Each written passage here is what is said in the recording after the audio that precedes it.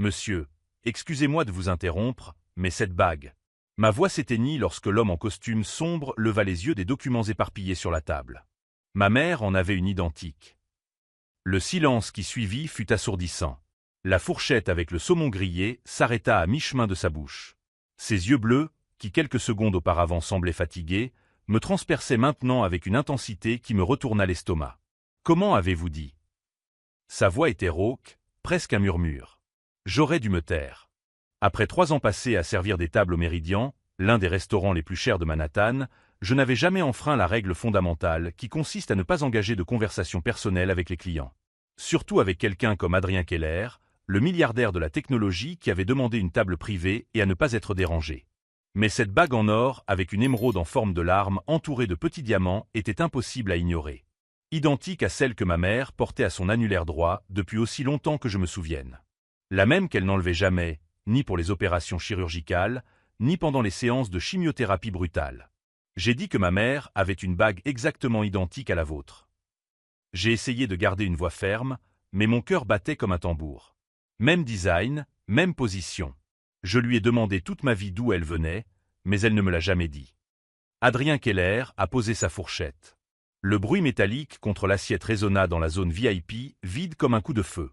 Ses mains, que j'avais remarquées comme étant parfaitement manucurées, se mirent à trembler légèrement. « Quel est le nom de votre mère » La question fut posée à voix basse, mais avec une urgence qui ne cadrait pas avec son attitude d'homme d'affaires. « Julia. Julia Santos. » J'hésitais. Pourquoi cette question? Vous connaissez ma mère? C'est alors que survint quelque chose que je n'aurais jamais imaginé voir. Adrien Keller, un homme qui, selon le magazine Forbes, valait 4,2 milliards de dollars, pâlit complètement. Sa main droite se porta à sa poitrine, comme s'il avait du mal à respirer. « Thomas. » Sa voix retentit dans tout le restaurant. « Thomas. » Un homme en costume gris est apparu de nulle part, apparemment un agent de sécurité ou un assistant personnel. Grand, large, avec une cicatrice sur le front et le regard de quelqu'un qui n'hésiterait pas à casser des os si nécessaire. « Oui, monsieur Keller. Escortez ce serveur dehors. » Tout de suite. Adrien ne me quittait pas des yeux, mais il y avait plus que de la colère dans son expression. Y avait-il de la peur? Je m'appelle Victor Santos. J'ai 24 ans, je suis serveur de nuit depuis 3 ans et étudiant en gestion pendant la journée, quand j'arrive à assister aux cours. Ma vie a toujours été simple. Travailler pour payer les factures, étudier pour avoir un avenir meilleur et m'occuper de ma mère malade. Julia Santos, 48 ans, avait été diagnostiquée d'un cancer du sein à un stade avancé 6 mois auparavant. Les frais médicaux étaient astronomiques, même avec l'assurance maladie. Je travaillais 2 fois plus souvent que possible, parfois en servant le déjeuner et le dîner le même jour, afin d'obtenir les pourboires nécessaires qui complétaient mon salaire minimum. Je n'aurais jamais imaginé qu'une simple question sur une bague pourrait me valoir d'être escorté hors d'un restaurant par un agent de sécurité privé. « Attendez !» ai-je tenté de protester lorsque Thomas m'a saisi le bras avec une force inutile. Je lui ai juste posé une question sur la bague. Qu'y a-t-il de mal à cela? Adrien s'est levé brusquement, renversant sa chaise. Pendant un instant, j'ai pensé qu'il viendrait me parler, m'expliquer sa réaction. Au lieu de cela, il a sorti son téléphone et a composé rapidement un numéro. J'ai besoin d'informations sur une certaine Julia Santos. Tout de suite. Oui, c'est urgent. Sa voix tremblait. Trouvez tout ce que vous pouvez. Adresse, antécédents, famille. Il s'interrompit et me regarda droit dans les yeux. Et découvrez si elle a un enfant. Le sang se glaça dans mes veines. Thomas me tirait déjà vers la sortie quand j'ai entendu Adrien crier une dernière chose au téléphone. Et vérifier s'il existe un acte de naissance pour un enfant né entre 1999 et 2000. Le nom du père, laissez-le en blanc. La porte du restaurant se referma derrière moi avec un claquement définitif. Je me retrouvais là, sur le trottoir glacial de décembre, sans comprendre absolument rien à ce qui venait de se passer. Mais une chose était sûre, cet homme connaissait ma mère. Et sa réaction suggérait qu'il y avait bien plus dans cette histoire qu'une simple bague de famille. Alors que je marchais dans la rue en essayant de comprendre les 10 dernières minutes, une question me trottait dans la tête. Pourquoi un milliardaire que je n'avais jamais vu auparavant réagissait-il comme si j'étais un fantôme du passé? Si vous aimez cette histoire de mystères familiaux et de secrets du passé, n'oubliez pas de vous abonner à la chaîne, car ce que j'ai découvert dans les 24 heures qui ont suivi allait changer ma vie pour toujours. Et l'appel que j'ai reçu cette même nuit a prouvé que quelques questions simples peuvent ouvrir des portes qui étaient fermées depuis plus de 2 décennies. L'appel est arrivé à 2 heures du matin. Victor Santos. La voix était grave, professionnelle. Je m'appelle Thomas Beck. Je travaille pour monsieur Adrien Keller. Il aimerait vous parler demain. J'étais déjà réveillé, revivant les événements de la soirée au restaurant. Parler de quoi? Il m'a expulsé du restaurant pour une simple question. De votre mère. Et de la bague. Un frisson me parcourut l'échine. Comment avez-vous obtenu mon numéro? Monsieur Keller a des ressources. Pouvez-vous nous retrouver demain à 10 heures du matin?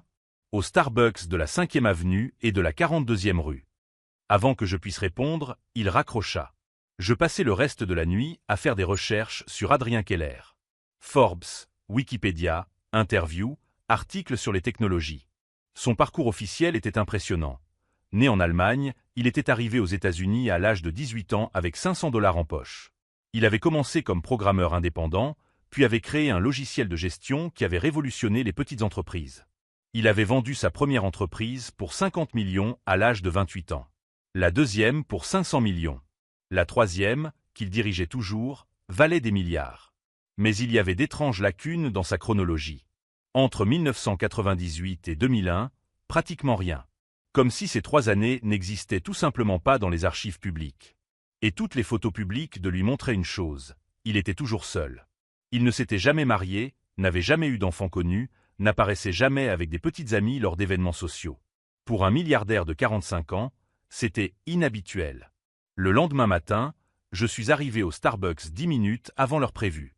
Thomas Beck était déjà là, à la table du coin, en costume sombre, avec une posture militaire. Il était encore plus intimidant à la lumière du jour. « Asseyez-vous » m'a-t-il dit lorsque je me suis approché. Ce n'était pas une invitation. « Où est votre patron? Il arrivera bientôt. J'ai d'abord besoin de savoir certaines choses. » Il posa un petit magnétophone sur la table. « Quand votre mère est-elle arrivée aux États-Unis? Écoutez, je ne sais pas à quoi vous jouez, mais en 1999 ou en 2000 ?» Sa voix coupa court à mon objection. Quelque chose dans son intensité me poussa à répondre. En 2000. En janvier 2000. Elle était enceinte de moi. Thomas prit une note. Et avant cela, où était-elle? En Italie. Elle s'occupait de ma grand-mère qui était mourante. Je fronçai les sourcils. En quoi est-ce important? Votre mère a-t-elle déjà mentionné avoir rencontré quelqu'un ici avant de partir en Italie? J'hésitais. Ma mère avait toujours été discrète sur son passé, mais il y avait des indices. Des photos coupées où l'on pouvait voir le bras d'un homme. Une chanson particulière qui la faisait pleurer. Et cette bague qu'elle ne quittait jamais. Peut-être. Elle n'en a jamais parlé ouvertement, mais... Je m'interrompis en voyant Adrien Keller s'approcher. Il semblait différent de la veille. Toujours élégant, mais il y avait une fragilité dans ses mouvements, comme s'il avait peu dormi. Ou pas du tout. Victor. Il s'assit sur la chaise restante, étudiant mon visage avec une intensité qui me mettait mal à l'aise. Merci d'être venu. Je n'avais pas vraiment le choix. Un petit sourire, sans humour. C'est juste. Je vais être direct. Je crois avoir rencontré votre mère il y a 25 ans. Je crois que vous avez tous les deux disparu de ma vie de la manière la plus douloureuse qui soit. Et maintenant, 25 ans plus tard, vous apparaissez dans un restaurant, utilisant son nom de famille, me posant des questions sur une bague que j'ai offerte à la femme que j'aimais et que j'ai perdue. Le monde s'est arrêté. Vous avez offert cette bague à ma mère? Si votre mère est Julia Santos, alors oui. Adrien tendit la main gauche, montrant la bague en or sertie d'une émeraude. Nous en avons acheté 2. Elle en a pris une, j'ai gardé l'autre. C'était notre promesse. La promesse de quoi? Que nous reviendrions l'un vers l'autre. Sa voix était chargée d'une douleur ancienne. Elle a dû partir en Italie lorsque sa grand-mère a eu un accident vasculaire cérébral. Elle a promis de revenir dans 6 mois. J'ai promis d'attendre. Thomas se pencha en avant, observant chacune de mes réactions. Et elle est revenue. Je ne sais pas, Adrien ferma brièvement les yeux. En décembre 1999, j'ai reçu une offre d'emploi qui allait changer ma vie. Mais cela signifiait changer d'appartement, de numéro de téléphone, tout changer. J'ai laissé un message au concierge, des notes aux voisins. Quand elle reviendrait, elle saurait où me trouver. Mais elle n'a pas réussi. Apparemment non. Et moi? Il fit une pause, cherchant ses mots. J'ai passé 2 ans à la chercher. J'ai engagé des détectives, j'ai parcouru tous les registres d'immigration, toutes les Julia Santos que j'ai pu trouver. Rien. Finalement, j'ai supposé qu'elle avait décidé de rester en Italie, qu'elle était passée à autre chose. J'eus un nœud à l'estomac. Et maintenant, tu découvres qu'elle était ici depuis le début. Victor, je dois te poser une question qui va te sembler indiscrète, mais qui va tout changer pour nous trois. Adrien se pencha en avant. C'est quand ton anniversaire? Le 15 mars 2000. Le silence qui suivit fut assourdissant. Thomas baissa lentement le magnétophone. Adrien ferma les yeux, le souffle irrégulier. Le 15 mars, répéta Adrien, plus pour lui-même. 9 mois après juin 1999. De quoi parlez-vous? Victor, si ta mère est la Julia que j'ai connue, si elle est revenue d'Italie enceinte en janvier 2000. Adrien me regarda droit dans les yeux. Alors tu es peut-être mon fils. Ces mots me frappèrent comme un coup de poing dans l'estomac. C'est impossible. Ma mère m'a dit que mon père était un Italien qui l'avait abandonné. Elle m'a dit.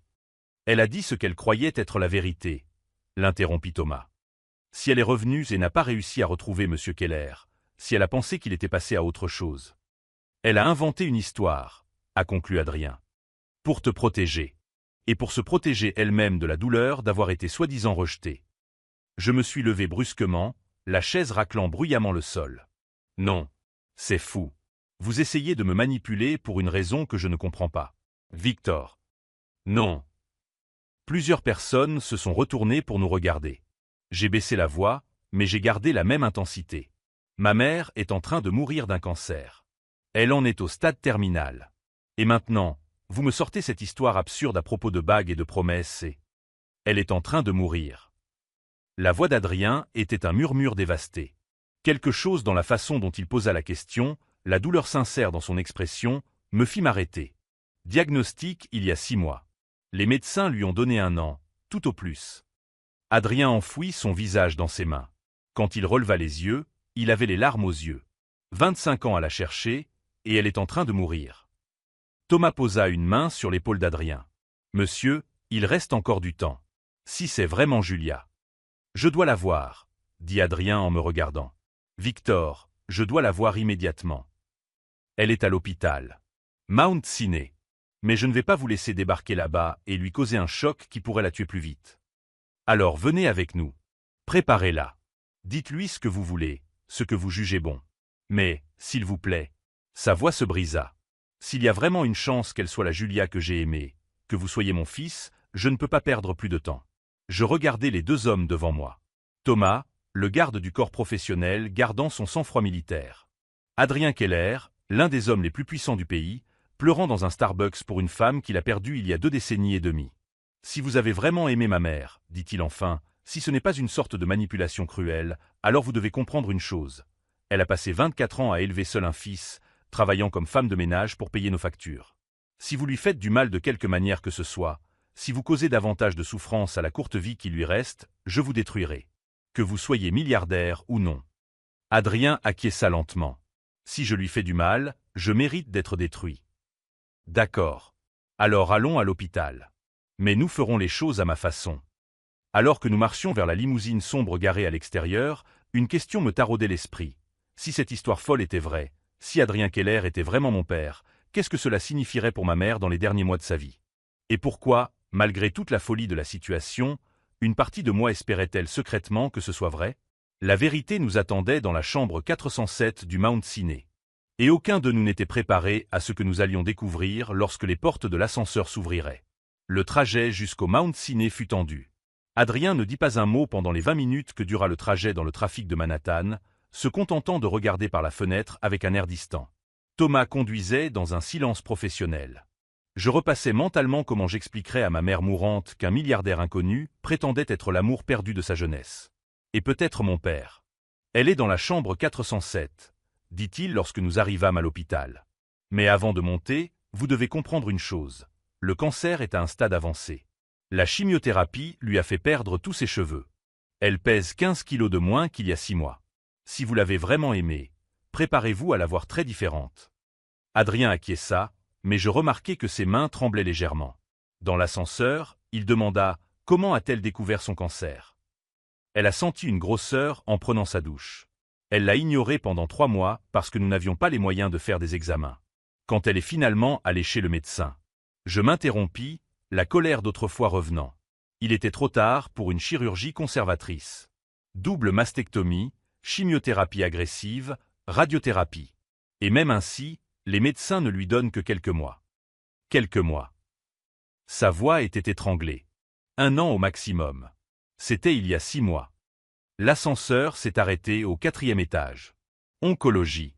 L'odeur de désinfectant et l'atmosphère pesante d'un endroit où les gens venaient pour lutter contre la mort. La chambre 407 se trouve au bout du couloir, a répondu l'infirmière lorsque nous lui avons demandé.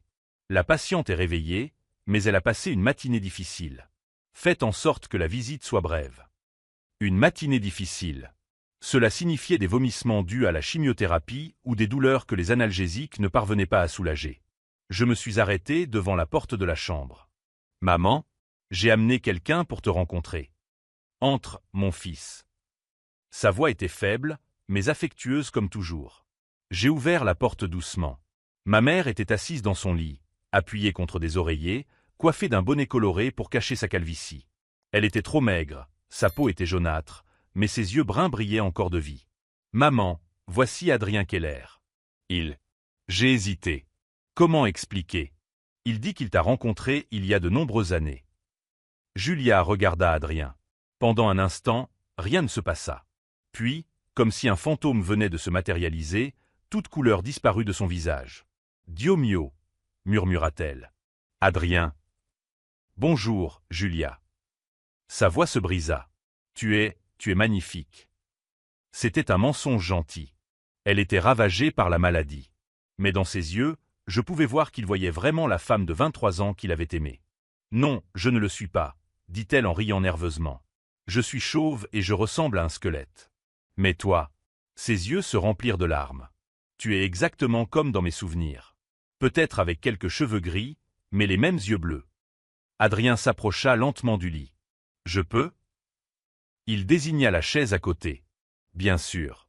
Ils se regardèrent en silence pendant un long moment. Puis Julia tendit la main droite, montrant la bague en or sertie d'une émeraude. Je ne l'ai jamais enlevée, dit-elle doucement. Adrien montra la sienne. Moi non plus. Je vais vous laisser discuter, dis-je en me dirigeant vers la porte. Non, Victor.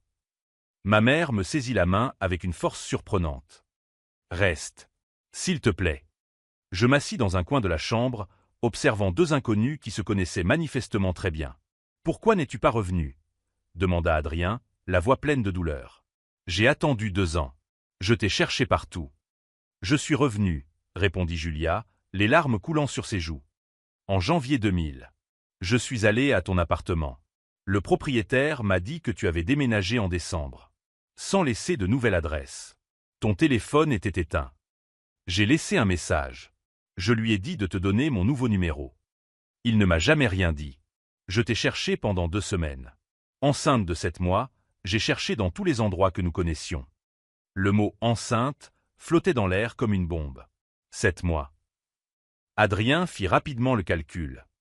Juillet 1999. J'ai découvert que j'étais enceinte 1 mois après mon arrivée en Italie. Je voulais te le dire, mais les appels internationaux coûtaient très cher, et ma nonna était en train de mourir. J'ai pensé que je te le dirais à mon retour. Mais quand tu es revenu, j'avais disparu. Et j'étais seule, enceinte, sans argent, sans endroit où vivre. Julia m'a regardé. Alors j'ai inventé une histoire à propos d'un Italien qui m'avait abandonné. C'était plus facile que d'expliquer que l'homme que j'aimais avait disparu. La pièce était silencieuse, à l'exception du bip constant des appareils médicaux. Julia, murmura Adrien. Victor est mon fils? Regarde-le, Adrien. Les mêmes yeux bleus. La même mâchoire obstinée. La même façon de froncer les sourcils quand il réfléchit. Je me suis levé brusquement. Je vais chercher du café. Victor, attends. J'ai besoin d'air frais. Je suis sorti rapidement de la chambre, passant devant les infirmières, le poste médical, jusqu'à atteindre le bout du couloir où se trouvait une petite salle d'attente vide.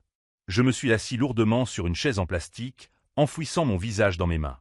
24 ans. 24 ans à faire des doubles gardes pour aider à subvenir aux besoins de ma mère célibataire. 24 ans à l'entendre dire que mon père était un lâche qu'il avait abandonné alors qu'elle était enceinte. 24 ans à imaginer ce que ça aurait été de le connaître. Et maintenant, je découvrais qu'il avait été là tout ce temps. Riche, puissant, capable de payer tous les traitements médicaux que nous n'avions pas les moyens de nous offrir. Capable d'offrir à ma mère une vie complètement différente. Capable de m'offrir un père. Victor. Thomas m'avait suivi. Ça va? Non. Je l'ai regardé. Je ne vais pas bien. Ma mère est en train de mourir. J'ai découvert que mon père est un milliardaire qui a été à des kilomètres de moi toute ma vie, et maintenant je ne sais pas quoi ressentir. Thomas s'assit sur la chaise à côté de moi. Je peux te dire quelque chose? J'acquiesçai. Monsieur Keller ne s'est jamais marié. Il n'a jamais eu d'enfant. Il n'a jamais trouvé quelqu'un qui puisse rivaliser avec le souvenir de Julia. Pendant 25 ans, il a porté cette perte comme une blessure ouverte. Et moi? Si tu es vraiment son fils, tu es le rêve qu'il ne savait pas avoir perdu. Je suis retourné dans la chambre 1 heure plus tard. Adrien et ma mère se tenaient la main et discutaient à voix basse. Elle semblait plus animée que je ne l'avais vue depuis des mois. Comment te sens-tu, maman? Mieux. Beaucoup mieux. Elle a souri, un sourire sincère pour la première fois depuis des semaines. Adrien m'a parlé de son entreprise, de ce qu'il a fait ces 25 dernières années. Et elle m'a parlé de toi, a dit Adrien. De la façon dont tu travailles 2 fois plus pour aider à payer les frais médicaux. Comment tu as abandonné tes études pour prendre soin d'elle. Quelqu'un devait le faire. Oui, mais ça n'aurait pas dû être toi. Pas tout seul. À ce moment-là, le docteur Martinez entra dans la chambre. Comment va notre patiente? Elle s'arrêta en voyant Adrien. Oh, excusez-moi. Je ne savais pas qu'il y avait des visiteurs. Docteur Martinez, voici Adrien, un vieil ami, dit ma mère. Le médecin acquiesça poliment, puis se tourna vers moi. Victor, puis-je vous parler dans le couloir? Au sujet des résultats des derniers examens. Mon estomac se noua. Les résultats n'étaient jamais discutés dans le couloir, sauf s'ils étaient mauvais. Bien sûr. Dans le couloir, le docteur Martinez a fermé la porte derrière nous. Les examens montrent une progression accélérée de la maladie. Le cancer s'est propagé au foie et aux poumons plus rapidement que prévu. Qu'est-ce que cela signifie? Cela signifie que nous n'avons peut-être pas 1 an, Victor. Nous avons peut-être quelques mois. Peut-être moins. Le monde s'est mis à tourner. A-t-il quelque chose que nous puissions faire? Il existe un traitement expérimental à l'essai à Sloan Kettering. Une immunothérapie combinée à une thérapie génique. Mais, elle a hésité. Cela coûte 200 000 $. L'assurance ne couvre pas les traitements expérimentaux. 200 000 $. Plus d'argent que je ne gagnerai en 5 ans à servir d'étable. Combien de temps ai-je pour me décider? Quelques jours. 1 semaine au maximum. Après cela, elle sera trop affaiblie pour suivre le protocole. Je suis retourné dans la chambre, les jambes tremblantes. Adrien et ma mère ont cessé de parler lorsqu'ils ont vu mon expression. Qu'a dit le médecin? A demandé ma mère, sachant déjà que c'était une mauvaise nouvelle. Je leur ai parlé de la progression de la maladie. Du traitement expérimental. Du coup, le silence qui a suivi était pesant. 200 000 $, a répété lentement ma mère. Mijo, tu sais que nous n'avons pas cet argent. Je paierai, a immédiatement répondu Adrien. Non, a secoué la tête ma mère. Je ne peux pas accepter cela. Tu as déjà disparu de ma vie 1 fois. Je ne veux pas être un fardeau maintenant. Julia, tu n'as jamais été un fardeau. Et si Victor est vraiment mon fils? Il m'a regardé. Alors j'ai perdu 24 ans. Je ne vais pas te perdre toi aussi. J'observais les 2 adultes qui avaient perdu tant de temps, discutant d'argent alors que le temps restant leur filait entre les doigts. C'est à ce moment-là que je pris une décision qui allait tout changer. Nous faisons d'abord le test ADN, dis-je fermement. Avant toute chose. Nous devons être sûrs. Victor, commença ma mère. Non, maman. S'il est mon père, alors il a le droit de nous aider. S'il ne l'est pas, alors nous ne pouvons pas accepter l'argent d'un étranger par pitié. Adrien acquiesça. Je suis d'accord. Thomas peut organiser le test dès aujourd'hui. Les résultats seront disponibles dans 48 heures. Et s'il est positif? Demandai-je. Alors nous paierons le traitement. Et tu ne travailleras plus jamais comme serveur, sauf si c'est par choix. Et si le résultat est négatif? Adrien hésita. Je proposerai quand même mon aide. En tant qu'ami qui veut faire la différence.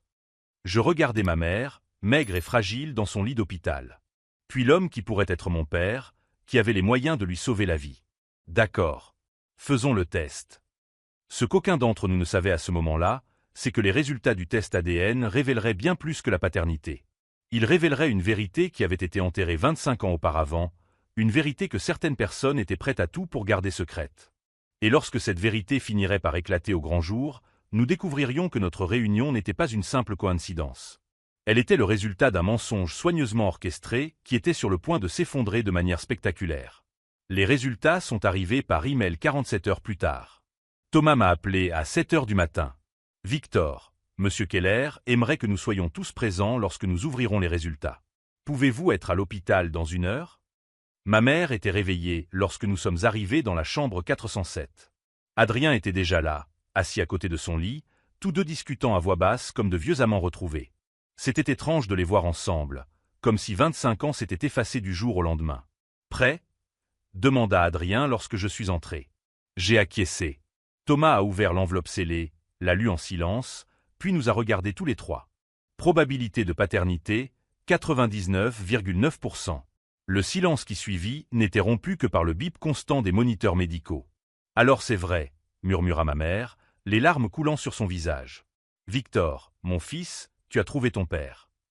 Adrien s'est levé lentement, s'est approché de moi et, pour la première fois de ma vie, mon père m'a pris dans ses bras. 24 ans, a-t-il murmuré. J'ai perdu 24 ans avec toi. Mais quelque chose me tracassait. Alors qu'il célébrait cette confirmation, une question me trottait dans la tête. Comment 2 adultes amoureux avaient-ils pu se perdre dans une ville? Comment aucun des deux n'avait réussi à retrouver l'autre pendant 2 années entières?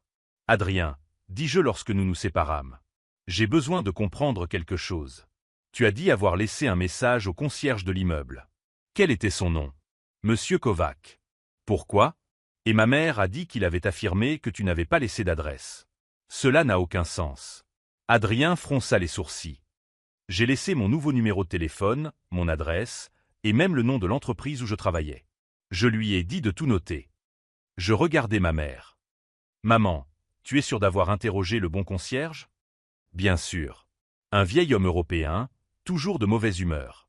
Il a dit qu'Adrien était parti sans rien laisser. Kovac était tchèque, il avait environ 70 ans à l'époque, confirma Adrien. Il a toujours été grossier, mais fiable. Quelqu'un mentait, dis-je lentement. La question est de savoir qui et pourquoi. Thomas, qui était resté silencieux, se pencha en avant. Monsieur Keller, avez-vous encore des contacts dans l'ancien immeuble? Probablement pas. Cela fait 25 ans. Laissez-moi m'en occuper. Je peux obtenir des registres. 2 heures plus tard, j'étais à l'hôpital, perdu dans mes pensées pendant que ma mère passait des examens pour le programme expérimental, lorsque mon téléphone sonna. Victor. C'était Thomas. J'ai trouvé quelque chose d'intéressant. L'immeuble où vivait M. Keller a été racheté en 2001 par une société d'investissement. Devine Holdings. Et alors? Devine Holdings appartient à Richard Devine. Il est l'associé majoritaire de l'entreprise où Adrien travaille actuellement. Je connaissais ce nom grâce aux articles que j'avais lus. Il est en quelque sorte le parrain de la carrière d'Adrien. Exactement. Et voici la partie intéressante. Richard Devine était déjà propriétaire de plusieurs immeubles à Manhattan en 1999, y compris certains situés à proximité de l'immeuble où vivait M. Keller. Un frisson me parcourut l'échine. Vous suggérez qu'il connaissait mon père à cette époque? Je suggère que cela vaut la peine d'enquêter. Je raccrochai et restai à regarder par la fenêtre de l'hôpital. Richard Devine. J'avais vu des photos de lui dans des magazines économiques. Un homme d'une 60aine d'années, toujours impeccablement vêtu, connu pour son esprit stratégique et sa vision à long terme. Également connu pour son dévouement total aux affaires et pour ne jamais laisser quoi que ce soit interférer avec ses investissements, y compris les relations amoureuses de ses protégés. Je suis retourné dans la chambre où Adrien attendait les résultats des examens de ma mère. Adrien, puis-je te demander comment tu as rencontré Richard Devine? Il m'a regardé avec surprise. Richard? C'est lui qui m'a proposé le poste dans la start-up en décembre 1999. Pourquoi cette question? Comment a-t-il entendu parler de toi? Eh bien, je faisais quelques petits boulots de programmation en freelance. De petits projets pour des entreprises locales. D'une manière ou d'une autre, mon travail lui est parvenu et il m'a proposé une opportunité dans l'entreprise qu'il finançait. Et tu n'as pas trouvé étrange qu'un investisseur milliardaire s'intéresse à un programmeur débutant? Adrien a hésité. À l'époque, j'ai pensé que c'était de la chance. Richard m'a dit qu'il était impressionné par mon potentiel, qu'il voulait me donner une chance de m'épanouir sans distraction. Sans distraction. Il a toujours été très axé sur la productivité. Il disait que les relations personnelles pouvaient compromettre le dévouement à l'entreprise. Les pièces commençaient à s'assembler d'une manière qui me mettait en colère. Adrien, Richard était-il au courant pour ma mère? Il savait que j'avais une relation sérieuse. En fait, il n'aimait pas cette idée. Adrien fit une pause, une lente compréhension traversant son visage. En fait, il a même dit que ce serait mieux pour ma carrière si je me concentrais entièrement sur le travail. Et quand ma mère est partie en Italie? C'est Richard qui m'a convaincu d'accepter plus d'heures, plus de projets. Il a dit que c'était une occasion unique de prouver ma valeur tant que j'étais temporairement libre de tout engagement. Le sang bouillonnait dans mes veines. Et le déménagement? C'était son idée. Il disait que ce serait plus pratique de vivre près du bureau. Il a même trouvé l'appartement et payé la caution. Il a contrôlé toute ta vie, Adrien. Il s'est assuré que tu sois trop occupé et géographiquement trop loin pour retrouver ma mère à son retour. Adrien pâlit. Tu insinues que Richard a délibérément saboté ma relation? Je ne l'insinue pas. Je l'affirme. C'est à ce moment-là que j'ai décidé de faire quelque chose qui allait tout changer. Je n'allais pas seulement dénoncer Richard Devine pour ce qu'il avait fait. J'allais utiliser ses propres méthodes contre lui. S'il y a une chose que 24 ans passés à travailler pour subvenir aux besoins d'une famille m'ont apprise, c'est que les personnes puissantes ne comprennent qu'un seul langage. Les conséquences réelles qui affectent leur pouvoir réel. Pendant qu'Adrien digérait cette révélation, j'étais déjà en train d'élaborer un plan. Richard Devine avait volé 25 ans de la vie de mes parents. Il m'avait volé mon père.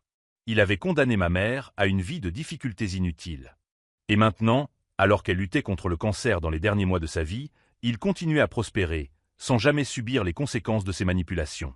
Mais cela était sur le point de changer. Si vous suivez ce parcours de découverte familiale et que vous vous demandez jusqu'où quelqu'un peut aller pour protéger ses intérêts, ne partez pas, car ce que j'ai découvert sur Richard Devine au cours des 48 heures suivantes prouverait que certaines personnes sont capables de tout pour garder le contrôle. J'ai passé la nuit à faire des recherches sur Richard Devine, ses entreprises, sa famille, ses relations. Et lorsque le soleil s'est levé le lendemain matin, j'avais entre les mains non seulement la preuve qu'il avait séparé mes parents, mais aussi les outils nécessaires pour lui rendre 25 ans de manipulation avec intérêt composé. L'homme qui pensait avoir parfaitement contrôlé le destin de ma famille était sur le point de découvrir qu'il avait complètement sous-estimé le fils que son ingérence avait créé. Et la leçon que j'étais sur le point de lui enseigner serait une leçon qu'il n'oublierait jamais. 48 heures après avoir découvert la vérité sur Richard Devine, j'étais assis dans un café discret du quartier financier, attendant la personne qui allait tout changer. Jennifer Walsh est arrivée ponctuellement à 3 heures de l'après-midi. Journaliste d'investigation au Wall Street Journal, spécialisée dans les scandales financiers. La cinquantaine, les cheveux grisonnants, le regard perçant de celle qui a passé des décennies à démêler les mensonges des hommes puissants. Alors, Victor Santos, dit-elle en s'asseyant en face de moi. Thomas Beck m'a dit que vous aviez une histoire sur Richard Devine. Il m'a également dit que j'avais 24 heures pour vérifier les faits avant que vous ne les transmettiez à un autre journal. J'ai mieux qu'une histoire. J'ai des documents complets montrant comment un milliardaire a délibérément manipulé la vie d'innocents pour garder le contrôle sur ses investissements. Je posai un dossier sur la table. Jennifer l'ouvrit et le feuilleta rapidement. Des relevés téléphoniques, des contrats de location, des témoignages. Elle s'arrêta sur une photo. C'est Adrien Keller, mon père, que j'ai découvert être mon père il y a 3 jours. Au cours de l'heure qui a suivi, je lui ai tout raconté. La séparation orchestrée, les 25 années perdues, ma mère mourant sans avoir jamais reçu le soutien qu'elle méritait, Richard contrôlant chaque aspect de la carrière d'Adrien pour s'assurer qu'il n'ait jamais de distraction personnelle. Avez-vous des preuves que Richard savait spécifiquement pour votre mère? Mieux que ça. J'ai des preuves qu'il a fait la même chose à au moins 4 autres cadres au fil des ans. Un schéma systématique d'ingérence dans la vie personnelle des employés. L'expression de Jennifer a changé. Montrez-moi. J'avais passé 2 jours à enquêter, en utilisant les ressources mises à disposition par Thomas. Ce que nous avons découvert était dévastateur. Richard Devine avait manipulé les relations personnelles de ses principaux cadres pendant des décennies. Un schéma clair de contrôle et d'isolement.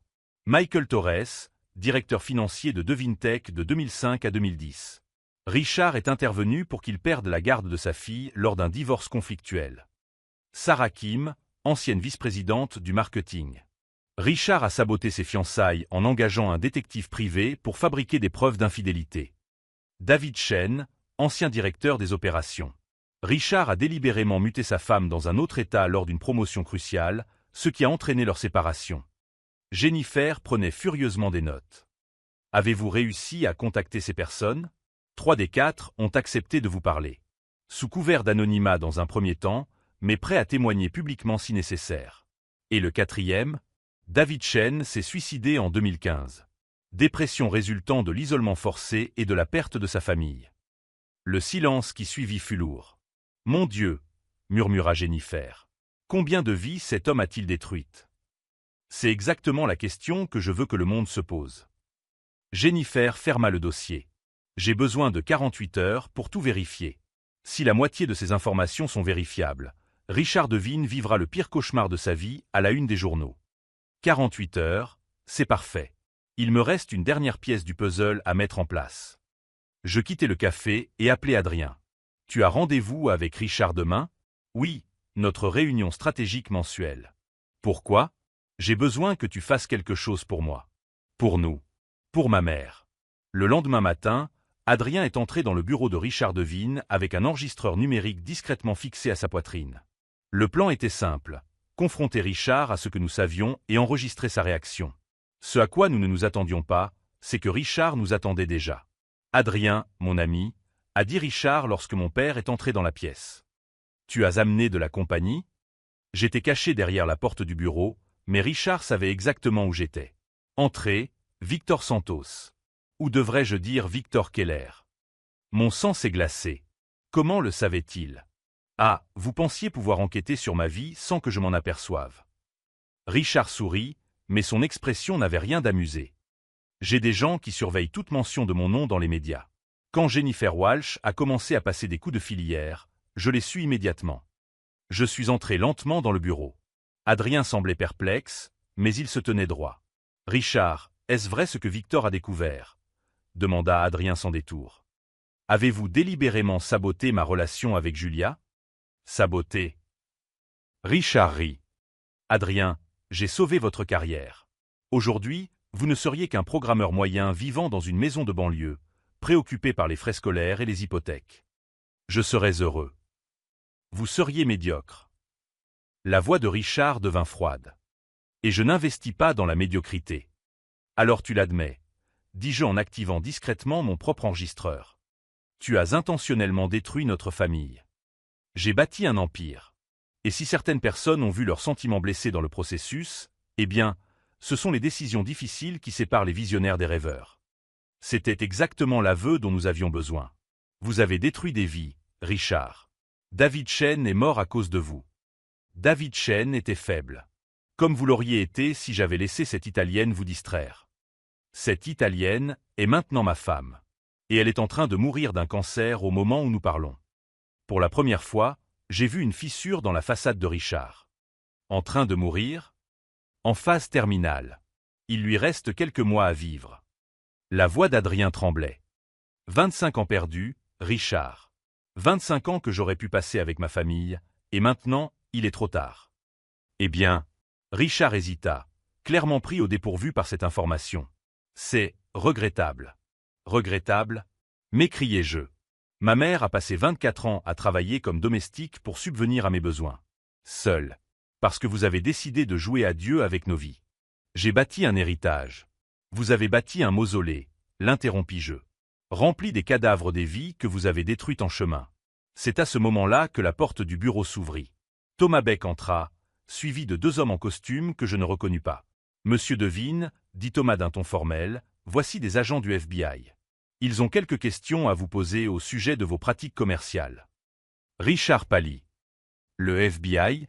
De quoi parlez-vous? » Ingérence criminelle dans la vie personnelle d'employés, coercition, homicide involontaire dans le cas de David Chen. Énuméra l'un des agents. Nous sommes autorisés à saisir tous vos registres d'entreprise. Richard me regarda avec une haine pure. Vous. Moi. Vous pensiez pouvoir contrôler des vies comme des pièces sur un échiquier. Mais vous avez oublié une chose, Richard. Certaines pièces finissent par apprendre à jouer leur propre jeu. Vous n'avez aucune idée de ce que vous venez de faire. Je vais vous détruire. Je vais détruire votre famille. Non, vous ne le ferez pas. J'ai sorti mon téléphone et lui ai montré l'écran. Jennifer Walsh publie l'article sur vous dans 2 heures. Avec l'enregistrement complet de cette conversation, y compris vos aveux et les menaces que vous venez de proférer. De plus, ajouta Thomas, le conseil d'administration de Devine Holdings a convoqué une réunion d'urgence cet après-midi. Il semble que certains actionnaires importants aient reçu des informations inquiétantes sur les pratiques de gestion. Richard s'appuya sur la table, comprenant enfin l'ampleur de ce qui se passait. Vous avez orchestré tout ça. Comme vous l'avez fait avec nous pendant 25 ans. La différence, c'est que nos manipulations visent la justice, pas le pouvoir. Les agents s'approchèrent de Richard. Monsieur Devine, nous avons besoin que vous veniez avec nous pour répondre à quelques questions. Alors qu'il escortait hors du bureau, Richard me regarda une dernière fois. Ce n'est pas fini. Pour vous, c'est fini depuis longtemps. Vous ne le saviez pas encore. Adrien et moi nous sommes retrouvés seuls dans le bureau que Richard avait construit comme son trône. À travers les baies vitrées, nous pouvions voir Manhattan s'étendre sous nos yeux. 25 ans, murmura Adrien. Si j'avais su ce qu'il faisait. Tu aurais fait la même chose qu'aujourd'hui. La bonne chose. Mon téléphone a sonné. C'était Jennifer Walsh. Victor, l'article sort dans 1 heure. Richard Devine ne pourra plus déjeuner dans aucun restaurant décent de Manhattan après ça. Et les autres victimes. Elles ont toutes accepté de parler publiquement. Michael Torres prend l'avion depuis Chicago spécialement pour donner une interview à CNN demain. Sarah qui m'a engagé un avocat pour poursuivre Richard en justice pour préjudice moral. Cela va prendre des proportions plus importantes que nous ne l'avions imaginé.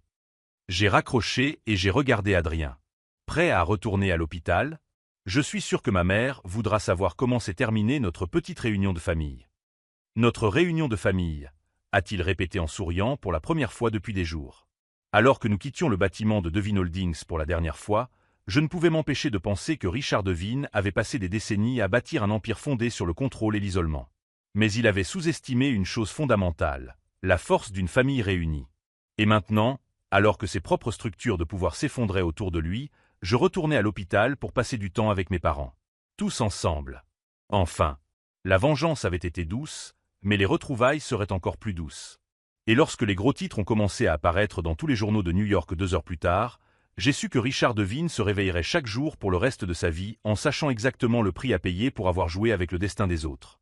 Mais je me réveillerais chaque jour en sachant que j'avais rattrapé le temps perdu avec ma famille. Et cela valait infiniment plus que n'importe quelle vengeance. 6 mois plus tard, ma mère était en rémission complète. Le traitement expérimental avait fonctionné au-delà de toutes les attentes. Richard Devine purgeait une peine pour coercition et ingérence criminelle. Son entreprise avait été répartie entre les victimes dans le cadre de l'accord judiciaire.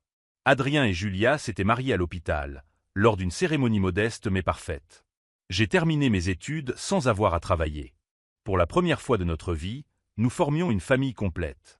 Lors de sa dernière comparution au tribunal, Richard m'a regardé et m'a dit « Tu as détruit ma vie. » Non, ai-je répondu calmement. Tu as détruit ta propre vie. Je me suis simplement assuré que tu en subisses enfin les conséquences. La justice est parfois lente, mais elle finit toujours par arriver.